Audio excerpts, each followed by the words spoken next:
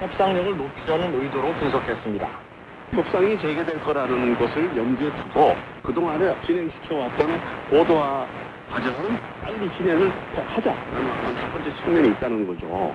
결국은 기술적인 업그레이드가 지금 시급한 과제라고 생각하고 진행하고 있다 이렇게 볼 수 있습니다. 한편 노동당 기관지 노동신문과 대외관영 조선중앙통신 등 북한 주요 관영 매체들은 지난 4일 ICBM 추정 미사일 발사에 이어 이번 SLBM 발사에 대해서도 관련 보도를 일절 내놓지 않고 있습니다. 북한은 통상 미사일 발사 후 이튿날 관영 매체를 통해 전날 발사의 성격을 규정하고 평가하는 기사와 함께 발사 장면이 담긴 사진들을 공개해왔습니다. 북한 매체들은 미사일 발사가 실패했을 때 침묵을 지키는 경우가 있었지만 한국 군당국은 이번 SLBM 발사를 실패로 판단하지 않고 있습니다. 이 때문에 내부적으로 주민들에게 선전할 만한 특별한 기술적 진전이 없었거나 외부적으로 자위권적 차원의 일상적인 군사행동이라는 인상을 주장한 의도일 수 있다는 관측이 나옵니다. 박원곤 교수입니다. 다른 국가들이 당하는데 이게 무슨 뉴스거리가 되느냐는 정도의 수준으로 얘기를 하는 그런 명분 싸움에서 한 발 더 앞서가겠다라는 그런 의도도 일치이거든요. 그러면은 뭐 한국과 미국 국제사회에서 문제제기를 하는 걸 북한 입장에서 자신들의 자위권 차원에서 일상적으로 계획된 그런 체계를 개발하는데 왜 문제제기를 하느냐를 그 명분을 강화할 수도 있죠. 북한이 SLBM 추가 시험 발사를 통해 용량을 확인한 뒤에 김정은 위원장이 적극적으로 포장해 한꺼번에 발표할 수 있다는 관측도 나옵니다. 아울러 북한이 자신들의 무기 개발에 대한 대외적 주목도와 압박감을 높이기 위해 일종의 전략적 모호성을 취한 것이라는 분석도 나옵니다. 홍민 실장은 북한이 지난달 24일 발사에 성공했다고 주장한 화성 17형 ICBM에 대해 한국 군당국이 화성 15형을 거짓 선전한 것으로 판단하는데 영향을 받았을 수 있다고 말했습니다. 자신들이 완성도 높은 확증된 단계의 무기 개발이 아니라 개발 과정인데 이게 재원을 계속 공개할 때마다 거기에 대한 평가가 나오고 거기에 대해서 의구심이 갖는 부분들이 생기면서 아마 이제 그것을 의식해서 일정하게 전략적인 모습을 일부러 취하는 것이 아닌가. 그것이 오히려 공개하는 것보다는 한미에 주는 압박감이 클 수도 있다. 뭐 이런 판단을 한 것으로 보여집니다. 미한 군과 정보당국은 북한이 앞으로도 탄도미사일 추가 발사와 7차 핵실험 등 대형 도발 가능성이 크다고 판단하고 대북 경계 감시 태세를 강화하고 있는 것으로 전해졌습니다. 서울에서 VOV 뉴스 김순호입니다. 이 국무부가 미사일 도발을 이어가는 북한을 또다시 규탄하고 한일 양국에 대한 방어 공약을 재확인했습니다. 한국 대통령 취임식을 불과 사흘 앞두고 감행된 이번 잠수함 발사 탄도미사일 발사를 안보리 결의 위반이자 국제사회에 대한 위협 행위로 간주했습니다. 백승원 기자가 보도합니다. 미국 정부는 불과 며칠 간격으로 이뤄진 북한의 미사일 연쇄 도발이 영내를 넘어 전 세계를 위협한다는 인식을 공유하면서 북한 탄도미사일 프로그램의 불법성을 연일 비판하고 있습니다. 특히 북한이 개발을 동원한 여러 종류의 미사일을 차례로 선보이며 위협 수위를 높이는 데 대하여 국무부는 이 같은 무기의 사용에 포함되는 한국, 일본에 대한 방어 의지를 재확인하며 동맹국의 확장 억지 공약이 여전히 유효하다는 신호를 거듭 보내고 있습니다. 국무부 대변인은 북한의 이날 SLBM 발사에 대한 미국의 문턱 요청을 미국은 북한의 탄도미사일 발사를 규탄한다면서 이번 발사는 최근 몇 주 동안 감행된 다른 발사와 마찬가지로 옥션 안보리 결의에 위배되며 북한의 이웃과 국제사회에 대한 위협이라고 밝혔습니다. 반대로 본격화된 북한의 탄도미사일 발사 때마다 되풀이해온 이런 지조는 탄도미사일이라도 단거리일 경우 문제 삼지 않던 트럼프 행정부의 대응 방식과는 분명히 선을 긋는 것으로 북한의 불법 무력 시비에 철저히 책임이 묻혔다는 정책 성회로 받아들여집니다. 국무부 대변인은 우리는 북한에 대한 외교적 접근에 여전히 전념하고 있고 이들이 대화에 나설 것을 촉구한다며 한국과 일본에 대한 우리의 방어 의지는 여전히 소통관계로 바뀌었습니다.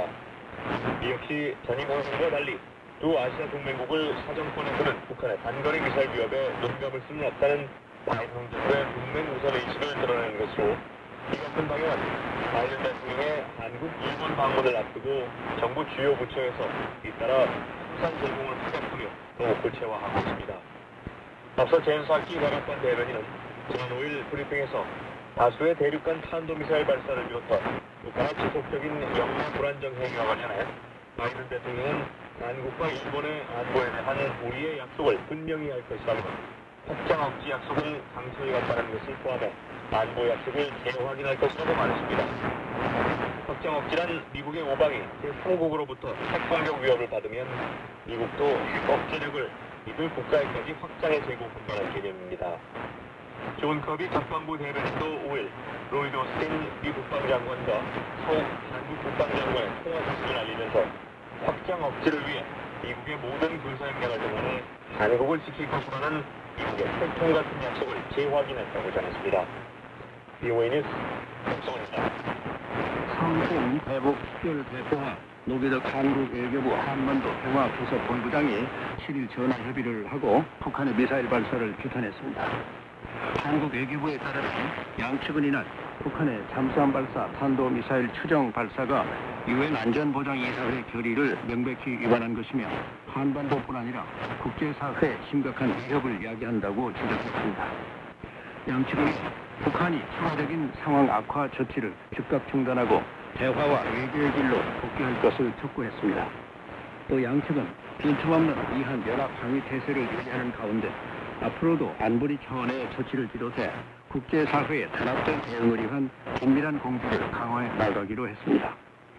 북한은 7일 오후 2시 7분쯤 함경남도 신포 해상 일대에서 동해상으로 잠수함 발사 탄도미사일로 추정되는 단거리 탄도미사일 한 발을 발사했습니다. 이번 발사는 북한이 지난 4일 평양 순안 일대에서 동해상으로 대륙간 탄도미사일로 추정되는 탄도미사일 한 발을 발사한 지 사흘 만입니다. 또 올해 들어서는 15번째 무력 시위가 됩니다. 미국 인도태평양 사령부는 북한의 잠수함 발사 탄도미사일 SLBM 발사와 관련해 우리는 탄도미사일 발사를 알고 있으며 동맹 파트너와 긴밀히 협의하고 있다고 밝혔습니다. 인도태평양 사령부는 7일 발표한 성명에서 우리는 이번 일이 미국인이나 영토 또는 동맹들의 즉각적인 위협을 가하지 않는다고 평가하지만 미사일 발사는 북한의 불법 무기 프로그램이 일으키는 불안정성을 잘 보여준다고 말했습니다. 그러면서 한국과 일본에 대한 미국의 방위 공약은 여전히 철통 같다고 강조했습니다.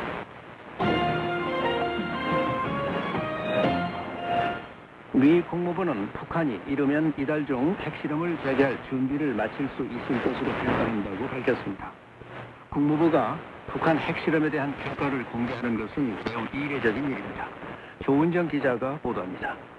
자이나 포터 국무부 수석부 대변인은 6일 전화브리핑에서 북한이 풍계리 핵실험장에서 핵실험 준비를 해왔으며 이르면 이달 말까지 실험을 실시할 준비가 될 가능성이 있을 것이라는 게 미국의 평가라고 밝혔습니다.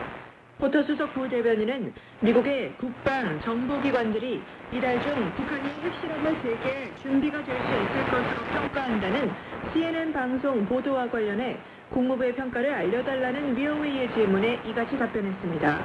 The United States assesses that the DPRK is preparing its Punggye retest site and could be ready to conduct a test there as early as this month. 포터 수석부 대변인은 이것은 북한이 최근 밝힌 공식 성명들과 일치하는 평가라고 설명했습니다. 이어 우리는 이 정보를 동맹 파트너들과 공유했으며 계속해서 그들과 긴밀히 조율할 것이라고 말했습니다. We share this information with allies and partners and will continue closely coordinating with them as well.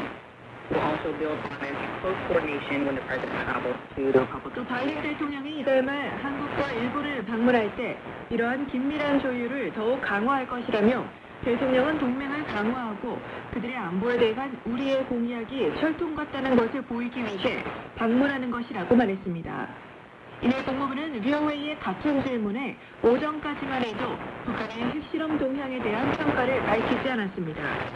국무부 대변인실 관계자는 이날 오전 VOA에 우리는 북한이 앞으로 몇 달 안에 핵실험을 할 준비를 하고 있다는 언론 보도들을 인지하고 있다며 그러한 행동은 위험할 뿐 아니라 연내에 심각한 불안정을 초래할 것이라고 지적했습니다.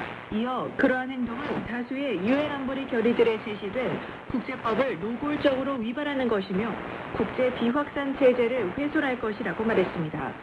국무부 대변인실 관계자는 우리는 북한이 추가적인 불안정을 초래하는 행동을 삼가고 대신 진지하고 지속적인 대화에 관여하겠다는 선택을 할 것을 촉구한다고 말했습니다. 하지만 국무부 대변인실은 이날 오후 포터 수석 부대변인의 전화 브리핑 이후에 공식 입장이 바뀌었다고 밝히며 BOA의 포터 수석 부대변인의 발언을 그대로 전했습니다. 바이든 정부는 지난 3월 중순부터 북한의 핵 미사일 프로그램 동향에 대한 미 정보당국의 평가를 이례적으로 공개하고 있습니다. 그동안 민감한 정보 사안이라며 언급을 자제해왔던 북한 미사일 프로그램에 대한 평가를 물론 북한의 추가 도발 계획에 대해 미 정부 관리들의 공개 발언이 이어지고 있는 것입니다. 미 고위 당국자는 지난 3월 언론 브리핑에서 북한이 대륙간 탄도미사일 체계와 연관된 2차례의 탄도미사일 시험을 했다고 밝혔으며 성김 국무부 대북특별대표는 지난달 초 전화 브리핑에서 기자들에게 김일성의 생일인 태양절을 계기로 북한의 추가 미사일 실험 혹은 핵실험 가능성을 거론한 바 있습니다. BOA 뉴스 조은정입니다. 미국의 사이버 보안 전문가들은 북한 해커들이 추적이 어렵고 통세탁이 정도 용이한 암호화폐 파츠에 점점 더 치중하는 양상을 보인다면서 대책 마련이 시급하다고 조언했습니다. 국가가 고급 사이버 활동을 주도한다는 점에서 북한은 다른 나라와 사정이 완전히 다르다는 지적도 나왔습니다. 6일 BOA 한국어 서비스 워싱턴 토크 프로그램에 출연한 제이슨 바틀렛 신미 국가안보센터 연구원과 벤자민 리드 맨드안트 사이버 첩보 분석국장을 김영교 기자가 인터뷰했습니다. 북한 정권과 연합의 해커들이 사이버 공간에서 다양한 범죄를 저지르고 있습니다. 바틀렌 연구원님, 가장 우려되는 영역은 무엇인가요? So the most concerning specific area that we're seeing right now is related